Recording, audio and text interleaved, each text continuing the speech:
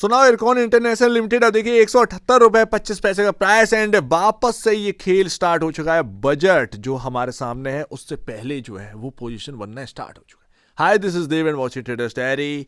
ये जो तेजी हो रही है, क्या तेजी है, क्या राज है इसके अंदर, क्या कोई फंडामेंटल तेजी है? बहुत सारे लोग जानना चाहते हैं कि क्या इन्वेस्ट कर देना चाहिए। देखिए ऑलरेडी पहले से ही इन्वेस्ट करके बैठे थे बिकॉज ऑफ बजट, वो लोग पैसा बना रहे हैं। अब अगर आप आएंगे तो फिर यहाँ पर ना कहीं अगर देखना पड़ जाए तो फिर कोई बड़ी बात नहीं है। देखना पड़ जाएगा मतलब यानी कि प्रॉफिट बुक देखना मिल जाए तो कोई बड़ी बात नहीं है। उस प्रॉफिट बुकिंग में अगर आप बाई करते हैं तो फिर ज़्यादा ठीक है। तो क्या है, वहाँ से चलने के और चांसेस आ जाएंगे क्योंकि बजट अभी 1 महीना है, खबरें आती रहेंगी एंड ये सब खेल चलता रहेगा। लेकिन बजट तक बुक कर लेना ये ज़्यादा ज़रूरी है। ये जो स्टॉक है भाई, यहाँ पर लोग काफ़ी इंतज़ार कर रहे हैं कि भाई कैसे भी करके यहाँ पर ना तेजी हो। देखिए 240 अगर निकला तो फिर तेजी कंटिन्यू करेगा, पर क्या ये होने वाला है? सिर्फ इरकॉन एक ऐसा स्टॉक है रेलवे सेक्टर में जो बहुत ही चीपर प्राइस टू वैल्यू पर ट्रेड कर रहा है। क्या ये मार्केट इसको तवज्जो देगा मुझे नहीं पता, आगे आने वाले टाइम में पता चल जाएगा। बट एक रेजिस्टेंस जो है वो आपके सामने फेस करना पड़ेगा आपको। अभी मैं आपको उसको थोड़ा सा यहाँ पर डिटेल में देखने को मिलेगा। ये है आपके सामने प्राइस, वहीं से आज आपका प्रॉफिट बुकिंग आई है हल्की सी। ये एक रेंज है, मैंने यहाँ पर ना उसको रखा है, मैं लास्ट में आपको समझाऊंगा। हाँ मैंने आपको सामने रखा है, मैं सिर्फ रेजिस्टेंस बता रहा हूँ। आज जिस जगह से ये टूटा है वो एक रेजिस्टेंस की जगह है, ध्यान रखिएगा। इस रेजिस्टेंस को अगर पार करते हैं तो फिर बहुत बड़ा यहाँ पर ना प्राइस आपको देखने को मिल सकता है। इवन वो रेजिस्टेंस छोड़ो, ये 200 का जो प्राइस है अगर आपने इसको क्रॉस किया ना तो यहाँ से आपको पॉसिबिलिटी है कि 10 से 20% की तेजी आपको इजीली देखने को मिल जाए। पर क्या ये ऐसा होने वाला है? आगे आने वाले दिनों में 160 रुपए 160 रुपये का प्राइस ये काफ़ी इंपॉर्टेंट होने वाला है। मैं ये चाहूँगा कि आरवीएनएल की जगह इरकॉन का स्टॉक बढ़ता हुआ नजर आए तो ज़्यादा बेहतर है। अगर आप इरकॉन के इन्वेस्टर हैं तो कहीं ना कहीं पॉसिबिलिटी मार्केट आपको सपोर्ट कर सकता है। लेकिन आरवीएनएल काफ़ी महंगा स्टॉक हो चुका है, मैं वहाँ पर नहीं जाऊँगा। 70 के पी पर मैं उस स्टॉक की तरफ देखूंगा भी नहीं, मैं इरकॉन की तरफ देखूंगा। बहुत पिछली बार जब ये हुआ था तब भी मैंने आपसे कहा था इरकॉन की तरफ ही देखिए बस। ये जो पीएसयू में प्रॉफिट बुकिंग हुई ना, भले ही इरकॉन टूट गया लेकिन इरकॉन की तरफ ही, क्योंकि सस्ता चीपर प्राइस जो है ना वो अभी आपको यहीं देखने को मिल रहा है। एफएनडो स्टॉक और वो कम जो नंबर ऑफ शेयर्स है उसका जो है एक रव ऑफ इम्पैक्ट जो है वो आरवीएनएल पर देखने को मिला था, इसीलिए उसका प्राइस इतनी तेजी से सर्च किया था। बट इरकॉन जो है काफ़ी चीपर प्राइस पर।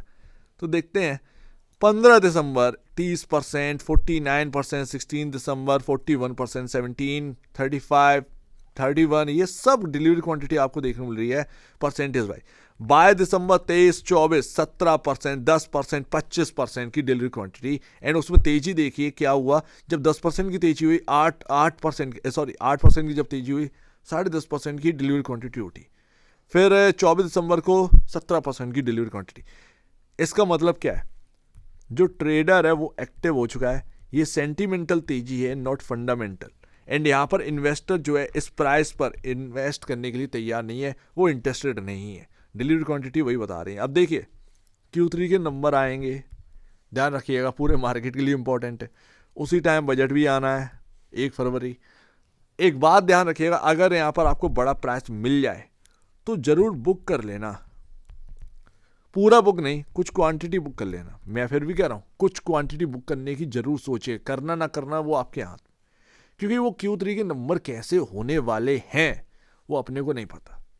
बजट में अगर बजट दिया भी जाएगा तो तब भी कितना बड़ा बजट होने वाला है ये भी तो बड़ी बात है ना। तो ये सब सेंटिमेंटल तेजी है, सेंटिमेंटल तेजी है, ना कि फंडामेंटल तेजी है।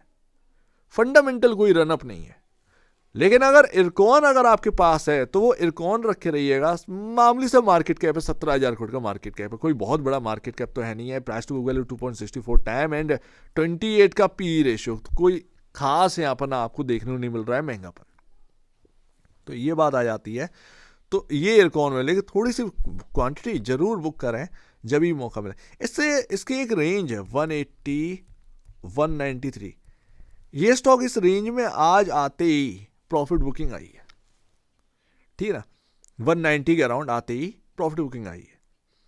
सो दैट इस बात को ध्यान रखिएगा, ये रेंज काफी इंपॉर्टेंट। अगर हम इस रेंज के ऊपर निकल गए, ये 200 को हमने क्रॉस कर दिया, मान लो 200 रुपए को क्रॉस कर दिया, देन वो शार्प रैली कहीं ना कहीं हो सकती है।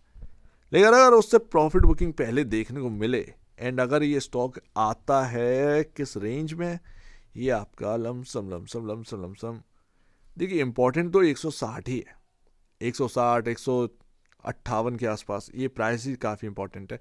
बट अगर 170 वापस से हमको देखने को मिलता है, इवन 164 वापस से देखने को मिलता है, 164 आपका मूविंग एवरेज है, ये जो ग्रीन लाइन जा रही है ना, ये मूविंग एवरेज का प्राइस है 164 रुपए आपका मूविंग एवरेज। तो वो जो 164 है ना, वो आपको सपोर्ट करने के लिए ही है, तो ये ध्यान रखिएगा। तो अगर वो 200 तोड़ता है और वो आपको कहीं ना कहीं 10 से 12% या 15% की तेजी मिल जाती है, तो बहुत अच्छी बात है। मेरे ख्याल से इरकॉन के जो लोग हैं ना, मतलब एक लंबा टाइम दिया, मेरे ख्याल से, मेरे हिसाब से, मैं आपको सही बताऊं, इरकॉन में जगह बहुत है, इस स्टॉक में ना जगह बहुत है। बेचारा पीएसयूज के चक्कर में, सभी पीएसयू जो टूटे हैं उसके चक्कर में अपना टूटता हुआ नजर आया, अदरवाइज जगह बहुत है, इतना नहीं इरकॉन को टूटना चाहिए था जितना टूटा।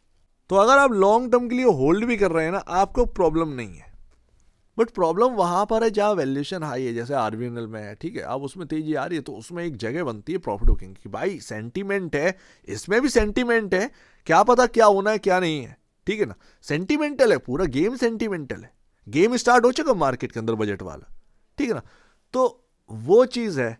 तो ऐसे में चाहे वो कोई भी स्टॉक हो, आप थोड़ा सा बुक करिए ही करिए, बाकी क्वांटिटी रिमेनिंग रखी रहने दीजिए, वो चलने दीजिए।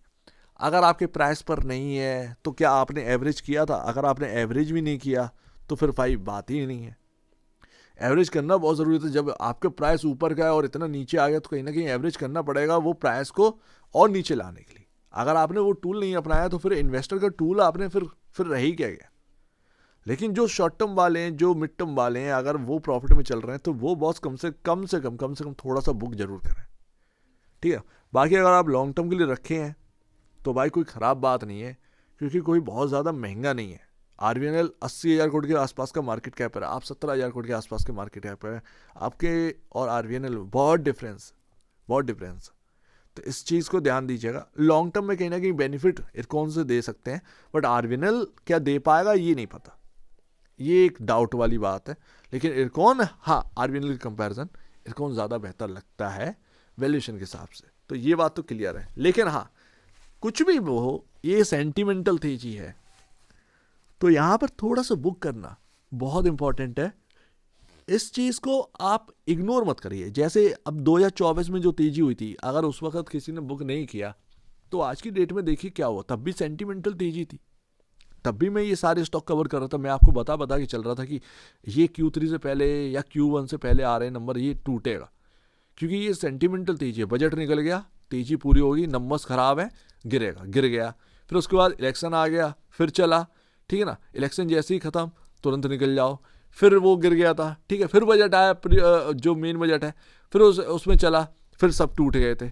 तो ये सारी चीज़ें जो है मैं ऑलरेडी पहले से ही प्रिडिक्ट करके आपके सामने रख चुका था। बहुत सारे लोगों ने एग्री भी किया था, बहुत सारे लोग अगेंस्ट भी हो गए थे कि भाई ये चलेगा, 1000 जाएगा वगैरह जाएगा, ये सब भाई नहीं होता है। ऐसे चीज़ें नहीं होती हैं, तो इस बात को ध्यान रखिएगा।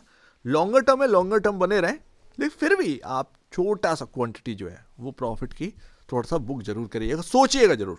मैं ये नहीं कह रहा हूँ कि आप बुक कर लीजिए, मैं ये कह रहा हूँ सोचिएगा जरूर। अपने फाइनेंशियल एडवाइजर या ब्रोकर है उनसे पूछिएगा। लेकिन सेंटीमेंट जब ऐसे हो तो सेंटीमेंटल में, यानी कि पैसा झोंका जा रहा है स्टॉकों को चलाने के लिए, तो वो पैसा निकलेगा भी। मेन चीज ये है, पैसा जो झोंका जा रहा है वो पैसा निकलेगा भी, ठीक है ना। और आपसे पूछ के निकलेगा, वो पहले से ही निकाल कर बैठ जाएंगे और आप स्टॉक को वो चला नहीं पाए, सीधी सी बात है। तो वही मैं आपको बता रहा हूँ। तो ये सारी चीज़ों को ध्यान रखिए, मैं आपके भले के लिए कह रहा हूँ, ऐसा नहीं है कि उसमें क्या ही है, ठीक है ना, ये बात आ जाती है। सो उम्मीद है काफी कुछ आपको समझ में आया हो। एक बार निवेश से पहले या बेचने से पहले अपने ब्रोकर एडवाइस से जो सलाह लीजिएगा, खुद की स्टडी करेगा, उससे बेहतर कुछ भी नहीं, खुद की स्टडी मस्ट है। तो आप दीजिए मुझे अपडेट, देखिए वो तो धन्यवाद दोस्तों।